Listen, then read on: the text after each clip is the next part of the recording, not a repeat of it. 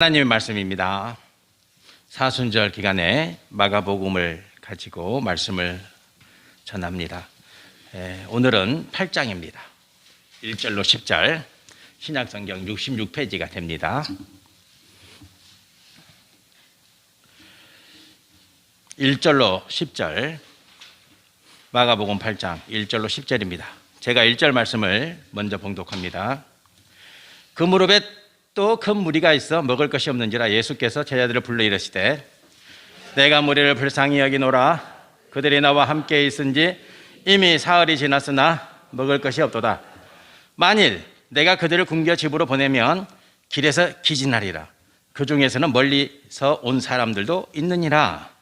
제자들이 대답하되 이 광야 어디서 떡을 얻어 이 사람들로 배부르게 할 수 있으리까? 예수께서 물으시되 너희에게 떡 몇 개나 있느냐? 이르되 7이로소이다 하거늘. 예수께서 무리를 명하여 땅에 앉게 하시고 떡 7개를 가지사 축사하시고 메어 제자들에게 주어 나누어 주게 하시니 제자들이 무리에게 나누어 주더라. 또 작은 생선 2마리가 있는지라.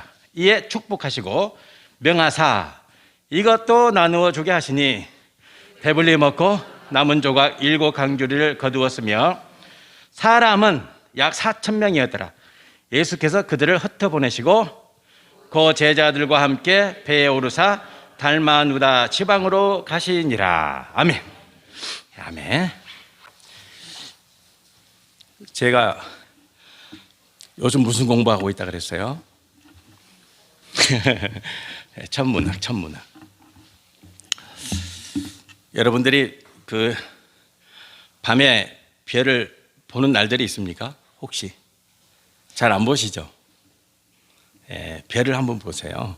요즘 날이 그 불빛이 워낙 강해서 별이 잘 안 보이는데 조금만 나가면 그 동해시는요 한 10분만 나가면 별 볼 수 있어요. 별도 좀 보시고 그러셔야 됩니다. 우리가 하늘의 별을 보면 육안으로 보이는 별이 있고 안 보이는 별들이 있잖아요. 그러니까 안 보이는 곳은 깜깜하게 보이잖아요. 그런데 망원경을 가지고 우리 육안에 안 보이는 그 깜깜한 곳, 그곳을 초점을 맞추어서 보면 그곳에 별이 또 있어요. 그리고 또 망원경을, 더 큰 망원경을 사서 또 안 보이는 깜깜한 그곳을 또 들여다보면 또 별이 있어요. 우리나라에는 지금 가장 큰 망원경이 8m짜리가 있습니다. 직경 8m. 저기에서 한 요까지 되겠네. 이렇게 직경 8m짜리 망원경이 있어요.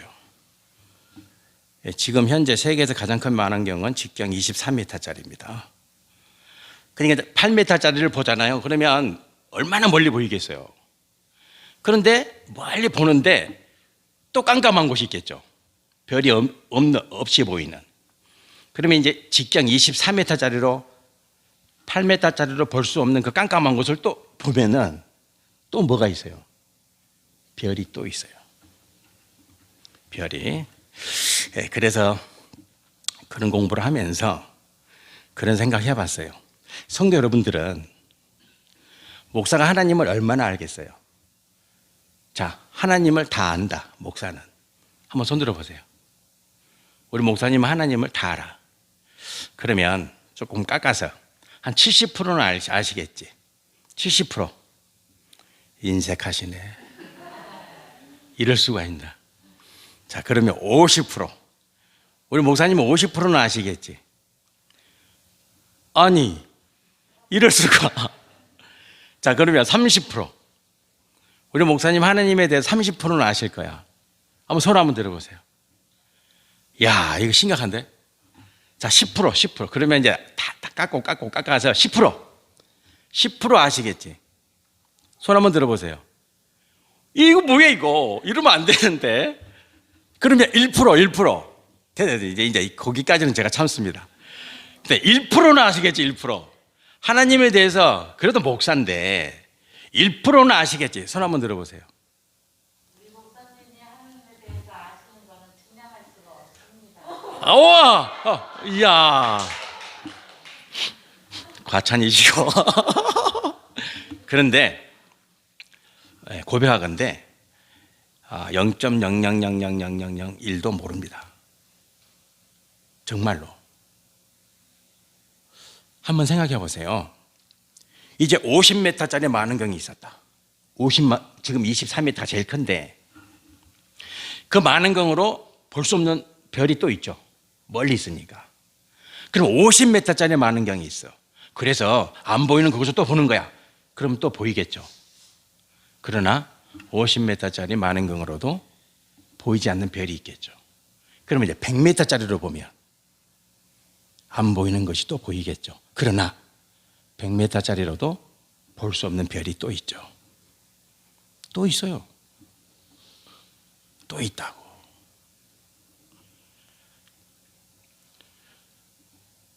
그래서 우리는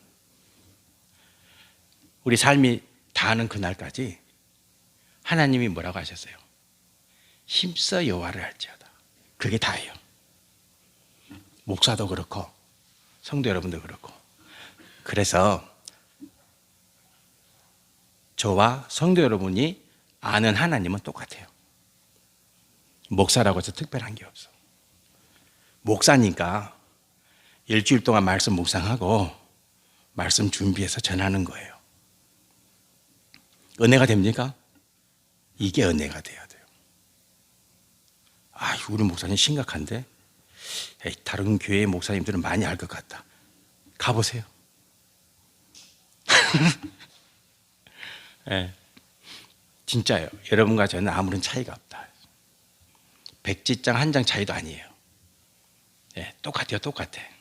그런 의미에서 저도 하나님을 알고자 힘써 애쓰고 성도 여러분도 힘써 하나님을 알아가는 성도가 되시기를 축복합니다. 우리 생이 다하는 날까지. 그거예요. 그거. 힘써 여호와를 아는 그 행위, 목사도 경주하고 성도 여러분도 경주하셔야 된다. 정말입니다. 네. 그거 꼭 기억하세요. 제가 천문학 공부하면서 막스 플랑크라고 하는 과학자를 만났습니다. 이 사람의 생에 대해서 깊이 알지는 못해요. 강의를 들어서 알지. 이 막스 플랑크는 1858년에 독일에서 태어났습니다. 19세기 사람이죠. 그리고 1947년에 죽었으니까 20세기, 19세기, 20세기를 살았던 사람입니다. 이분은 1918년에 노벨상을 받습니다. 1918년에 60살에 노벨상을 받죠. 그의 업적은 에너지 양자의 발견을 통해 양자 발견, 양자. 좀 어려운 단어가 나옵니다. 그거 몰라도 돼요. 양자라는 게 있구나. 그렇게 하시면 돼요. 이 양자를 발견해 가지고 물리학 발전에 기여한 공로를 인정받아 가지고 물리학상을 받았습니다. 자, 이분은 3남 2녀가 있습니다.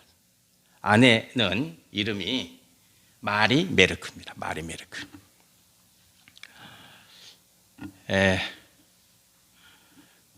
결혼한 지 22년째 되던 해에 아내가 죽습니다. 아내가 죽습니다.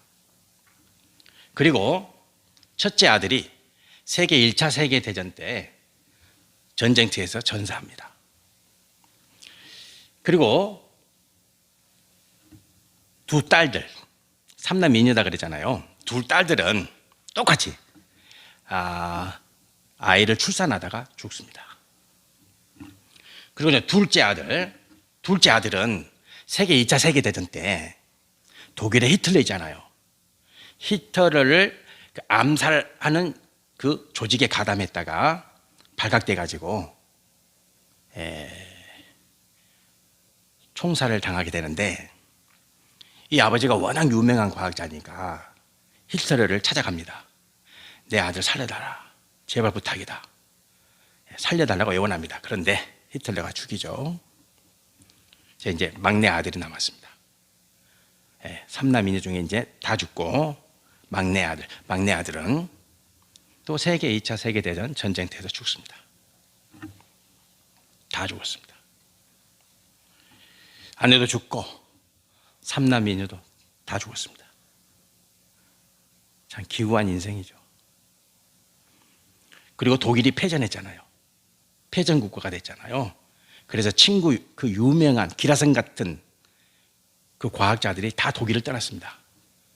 그때 미국이 그런 과학자들을 다 받아들입니다. 미국이. 그래서 지금의 미국이 있는 거예요. 2차 세계대전 때 모든 유명한 과학자들이 다 미국으로 가죠. 미국으로. 예. 그래서 지금의 미국이 있는 거예요. 그런데 이 사람은 안 갑니다. 예. 친구들이 가자. 미국으로 가자. 같이 가자. 이래도 안 갔습니다.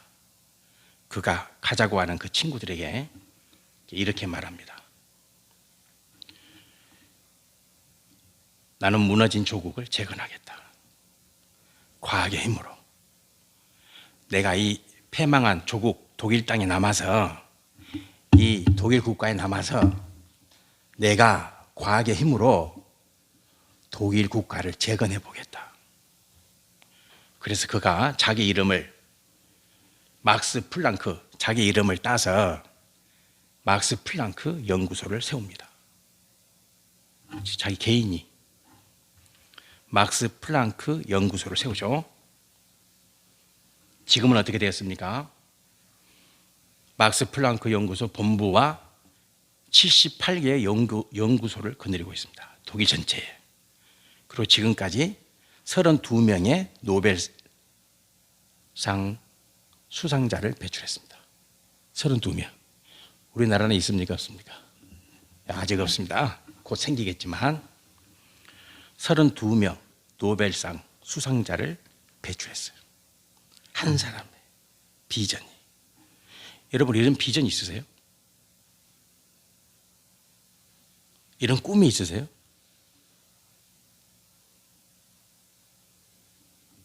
여러분 자녀가, 여러분 손자들이, 여러분의 후손들이 이런 인물 되기를 소망하십니까? 소망 안 하십니까? 소망하셔야죠.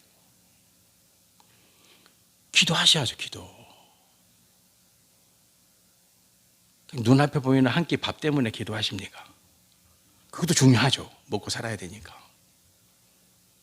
그러나 하나님의 비전을 생각하세요. 나는 패망한 전범 국가죠. 전범 국가. 지금도 배상금을 물고 있잖아요. 전범 국가 이 독일을 내가 알고 있는 과학의 지식으로 재건해 보겠다. 그래서 지금의 독일이 있는 거예요. 한 사람, 한 사람. 한 사람의 비전이. 놀랍지 않습니까? 성도 여러분들, 이런 비전을 가지시길 바랍니다. 정말로, 진짜로. 네. 그러면 삶이 얼마나 재밌겠어요? 삶이 무료하십니까? 성도는 그러면 안 되지. 하나님이 주신 소망이 있는데. 그렇지 않습니까? 오늘 예수님과 함께한 큰 무리들을 보세요. 큰 무리들. 큰 무리들이 예수님과 함께합니다. 예수님과 보낸 시간이 3일이라는 시간이 지나가고 있죠. 3일. 오늘 말씀해 보면 사흘이다. 큰 무리들이 예수님의 사역을 통해서 은혜를 체험했어요. 은혜를. 예수님의 사역은 세 가지죠. 말씀. 성도는요, 가장 기본 하나님의 은혜를 어디서 체험해야 돼요? 말씀입니다. 지금 사순절 기간이잖아요. 사순절 기간 동안에 여러분 말씀표 나눠드렸잖아요. 여러분들에게 말씀 보고 계시죠? 그러니까 말씀을 통해서 은혜 받으셔야 돼요. 그게 가장 기본 은혜의 통로예요. 뭘 통해서? 말씀이에요. 말씀. 아셨죠? 말씀이다. 그러니까 말씀이 들어오면 저절로 기도하게 돼 있어요. 그래서 제가 여러분 기도해라, 막 나와라 말 안 해요. 왜냐? 말씀의 은혜가 들어가면 저절로 기도하게 되어 있어요. 정말입니다. 나는 왜 기도가 안 되지? 말씀의 은혜가 아직은 임하지 않았다. 말씀의 은혜가 임하면 저절로 기도하게 되어 있어요. 예, 기도하게 되어 있다. 예, 물론 꼭 교회 나와서 기도하는 건 아니지만 여러분이 머물고 있는 처소에서 기도하시면 되는 거예요. 예, 그리고 이제 교회 나오셔도 되고 그건 상관없어요. 그건 상관없어.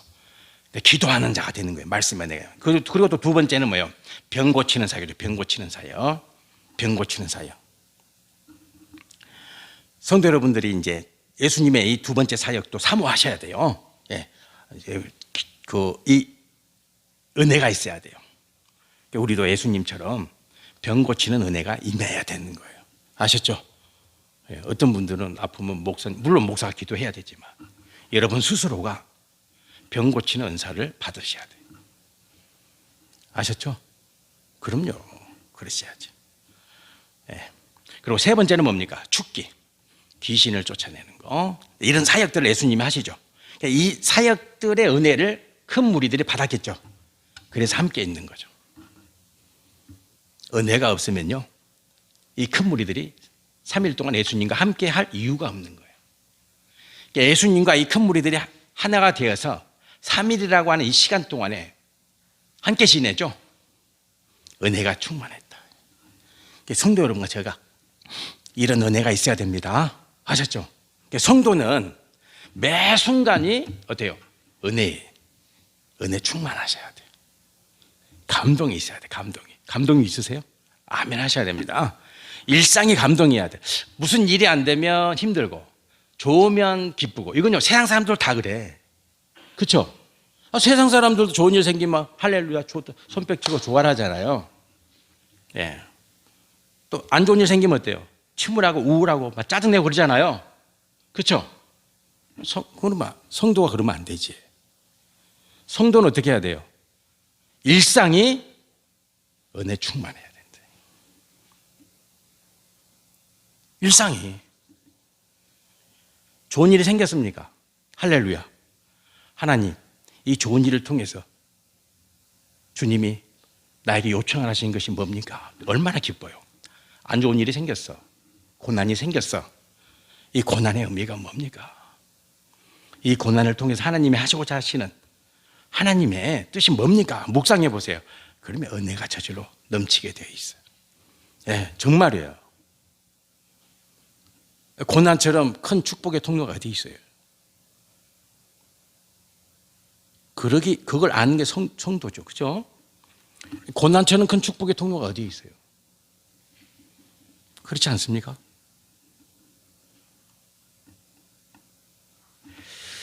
그래서 성도는 일상이 성령 충만이에요. 일상이. 예, 그런 성도가 되시길 축복합니다.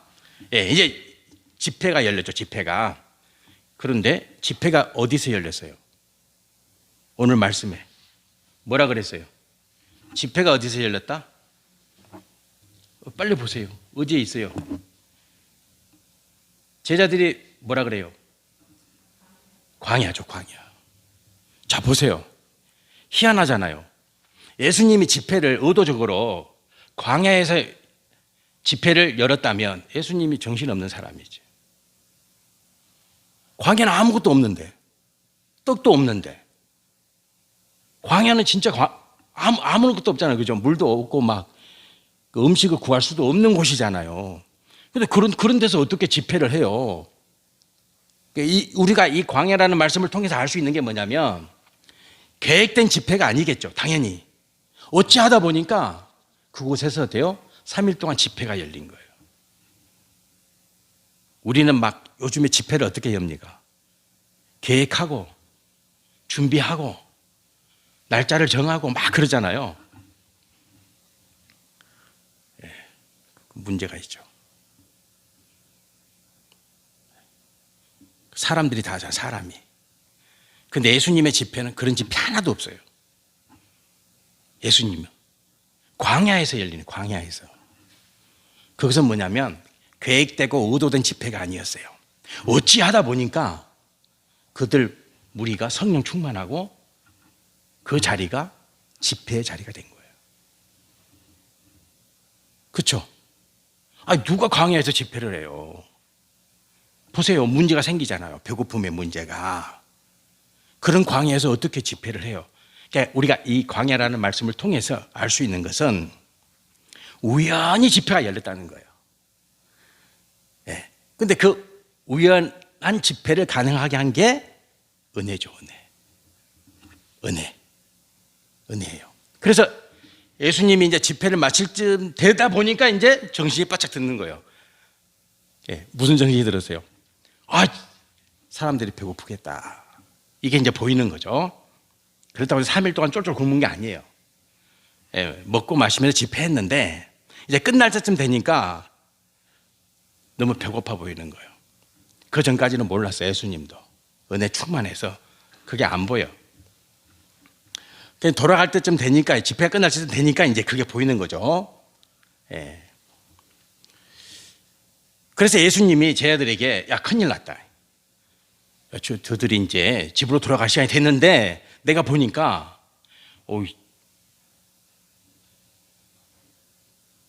배가 많이 고파서 돌아가는 길이 힘들 것 같다. 어떻게 하냐? 그랬더니 제자들이 이때에 예수님에게 하신 말씀이 광야에서 이렇게 말씀하시는 거예요. 광야에서 뭘 구할 수가 있습니까? 광야는 어때요? 제자들의 눈에는 아무것도 없는 땅이죠. 제자들의 눈에는 광야는 아무것도 없어요. 그러니까 제자들의 눈에는 광야는 어떤 땅이에요? 어떤 땅? 불가능한 땅이죠. 그러니까 배고픈 무리들에게 아무것도 해줄 수 없는 땅이죠. 성도 여러분들 인생 사시면서 이런 경험 해보셨습니까? 아무것도 할 수 없는데 해보셨어요? 아무것도 할 수가 없네. 뭔가 돌파구가 있어야 되는데 돌파구가 안 보이는 거야. 안 보여. 그게 광야 아니에요? 여러분 인생 사시다가 이런 날이 옵니다. 애언이 애언. 이걸 애언이다 그러는 거죠. 예. 어디 찾아가서 뭐 어떻게 되겠습니까? 이게 애언이 아니고 하나님 말씀 안에서 우리에게 주시는 애언의 축복의 말씀이에요. 광야가 옵니다. 반드시 옵니다. 기대하세요. 광야가 와요. 인생 살다 보면 제자들이 이 광야 앞에서 아무것도 할 수가 없어. 아무것도. 근데 예수님은 뭐라고 말씀하십니까? 예, 이 광야 어디에서 제자들은 이렇게 말합니다. 4절에 광야 어디에서 떡을 얻어서 사람들을 배부르게 먹일 수가 있겠습니까? 이렇게 말하죠. 그러니까 알 수 없다는 거예요. 제자들은. 이 말을 딱 듣고 예수님이 하시는 말씀이 있어요. 예수님이 이렇게 말하죠. 너희에게 떡이 몇 개가 있느냐? 이렇게 물어보죠. 이 말씀 중요한 거예요. 이런 말씀을 놓쳐서는 안 돼. 이게 이제 목회자의 역할이에요. 성도 여러분들이 놓칠 수 있는 부분을 딱 꼬집어 주는 거죠. 예수님이 이렇게 말 안 해요. 떡 좀 있냐? 이렇게 말 안 하지. 이건 부진장의 큰 차이예요. 예수님이 야, 떡 좀 있냐? 이렇게 물어보는 게 아니라 뭐라고 물어보셨어요? 너희에게 5절에 너희에게 떡 몇 개가 있느냐? 이렇게 물어보는 거예요. 이게 신앙의 핵심이에요. 성도 여러분, 이런 말씀을 여러분들이 붙잡아야 돼. 예수님께서 떡 좀 있냐? 이렇게 안 물어봐요. 떡 몇 개가 있어? 이렇게 물어보는 거예요. 제자들이 정확하게 대답하잖아요. 떡 몇 개가 있다 그래요? 7개. 떡 7개가 있어요. 물고기 2마리. 이렇게 말하죠. 정확하게 제시해. 물음이 정확하잖아요. 제자들의 대답이 정확한 거야. 떡 좀 있냐? 떡이 있습니다. 이렇게 안 물어보는 거예요. 너에게 떡 몇 개가 있냐? 그랬더니 7개. 이렇게 말을 하는 거지. 사람들이 몇 명이에요? 4,000명. 떡 7개. 근데 이적은 여기서부터 시작되는 거예요. 성도 여러분들 기억하세요. 여러분들이 아무것도 안 하는데 가만히 있는데 이적이 일어난다. 거짓말이에요. 그건 안 일어나요. 하나님의 역사가 나는 가만히 있는데 하나님의 역사가 일어난다. 거짓말입니다. 안 일어나요. 하나님의 역사는 그럴 때 일어나는 게 아니에요. 떡 7개가 있어야 돼요. 떡 7개가 있어야 돼요. 떡 7개가 있어야 돼요.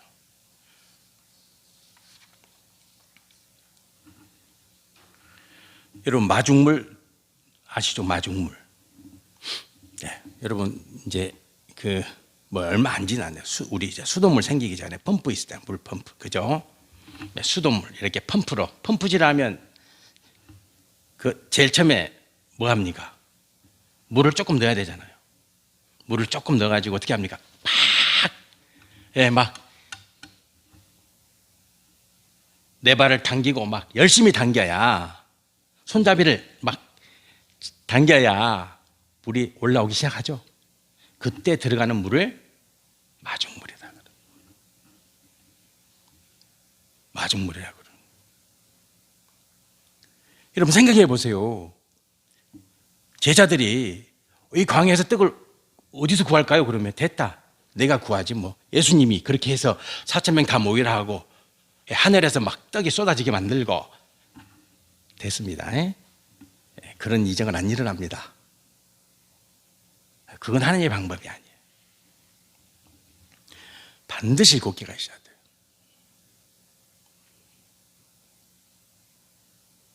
우리는 이걸 마중물 신앙이라 그러는 거예요. 마중물 신앙이라 그러는 거예요. 그 7개를 드릴 준비가 돼 있어야 돼요, 성도는. 그 4,000명을 그 7개가 무슨 의미가 있겠어요? 그러나 그게 주님 보시기에는 그게 이적의 시작이에요. 그게 기적의 시작이다. 그게 기적의 시작이에요. 그래서 성도 여러분과 제가 배고픈 무리를 위해서 떡 7개를 사용하잖아요. 그 배고픈 4,000명을 위해서 떡 7개가 사용되잖아요. 그때 이적이 일어나는 거예요. 하나님의 이적은 이렇게 오는 거예요. 하나님의 이적은. 그래서 성도 여러분과 제가 마중물 신앙을 꼭 지니셔야 돼요. 예. 그러니까 어떤 문제 앞에서도 여러분에게는 떡 7개가 있어요. 반드시 있다고. 떡 7개가 있다니까. 그것이 마중물 신앙이에요. 그것을 쓰시고자 하실 때 떡 7개를, 그것이 주님의 쓰시고자 하시는 도구가 될 때, 그때 이적은 시작됩니다. 네. 저는 항상 어떤 문제가 생기고, 저한테도 생기겠죠, 당연히. 또 다른 분들이 생기고 그럴 때 항상 마중물을 먼저 드립니다.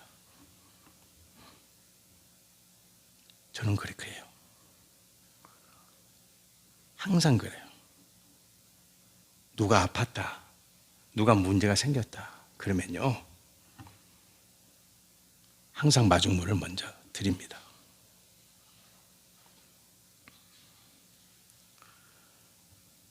그게 습관화돼야 돼요.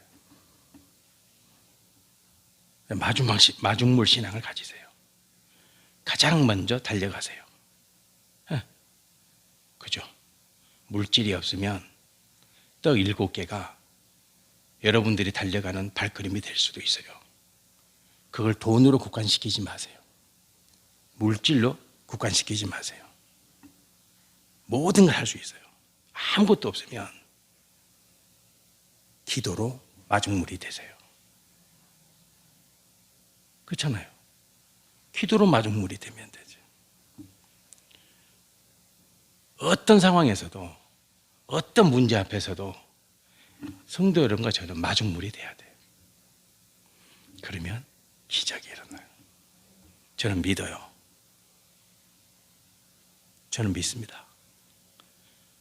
예.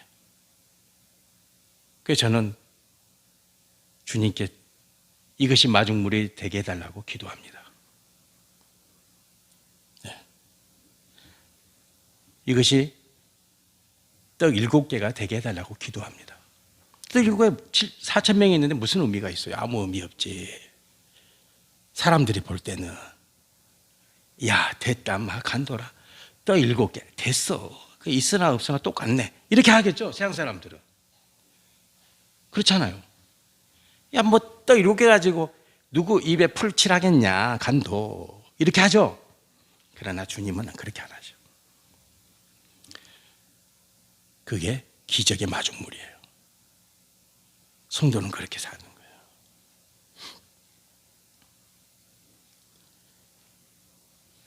제가 지난주에 찬양을 정했잖아요. 그죠? 그리고 찬양 정하고 나서 말씀을 이제 정하고 묵상하다 보니까 딱 매치가 되는 거예요. 우리 찬양 한번 다시 드릴까요? 말씀에 은혜 받으셨죠? 받았다 치고 반주자 어디 갔어요? 사모님 오세요. 사모님 반주하세요. 반주자 빨리 오세요.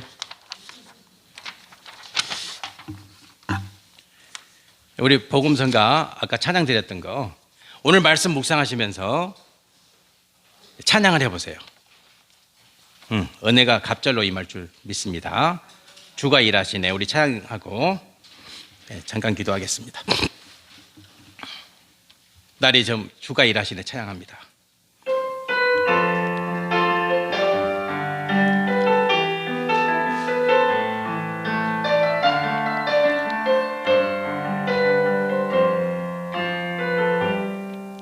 날이 저물어 갈 때 빈들에서 걸을 때 그때가 하나님의 때 내 힘으로 안 될 때 빈손으로 걸을 때 내가 고백해 여호와 이래 주가 일하시네 주가 일하시네 주께 아끼지 않는 자에게 주가 일하시네 주가 일하시네 신뢰하며 걷는 자에게 우리 모인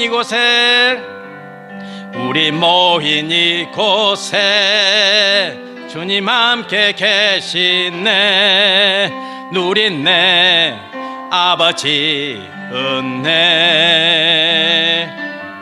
작은 떡과 물고기 내 모든 걸 드릴 때 모두 고백해 여호와 이래 주가 일하시네 주가 일하시네 주께 아끼지 않는 자에게 주가 일하시네 주가 일하시네 신뢰하며 걷는 자에게 주가 일하시네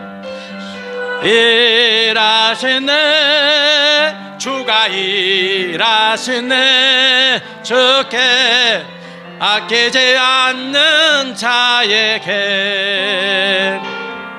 주가 일하시네 주가 일하시네 신뢰하며 걷는 자에게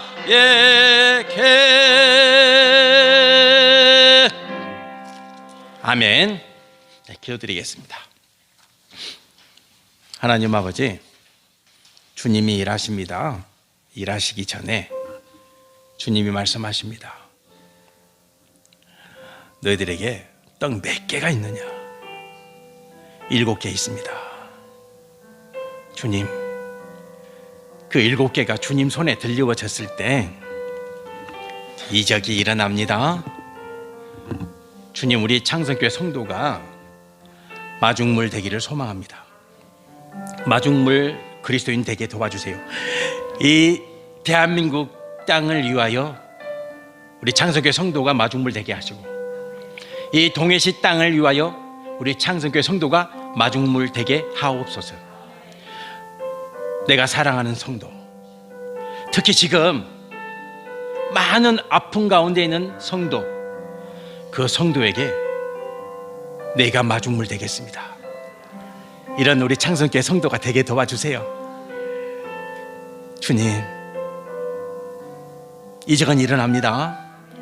기적은 일어납니다. 우리 자녀들을 보면서, 야, 우리 자녀들의 기적이 일어난다. 우리 손자 손녀들을 보면서, 주님, 이적이 일어납니다. 그런 소망 가운데 사는 우리 창성교회 성도 되게 도와주세요. 예수님 이름으로 기도드립니다. 아멘. 아멘.